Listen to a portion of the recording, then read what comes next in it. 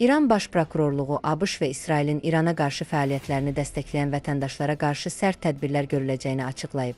Bu barədə məlumatı Reuters agentliyi yayıb.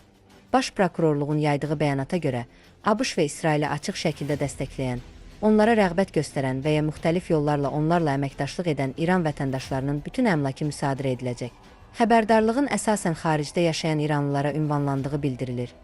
Bəyanatda vurğulanır ki, təkcə əmlakın müsadirəsi ilə kifayətlənilməyəcək. Hakimiyyətə sadiq olmayan şəxslərə qarşı qanunvericiliyə uyğun olaraq əlavə hüquqi tədbirlərin də görüləcəyi qeyd olunub.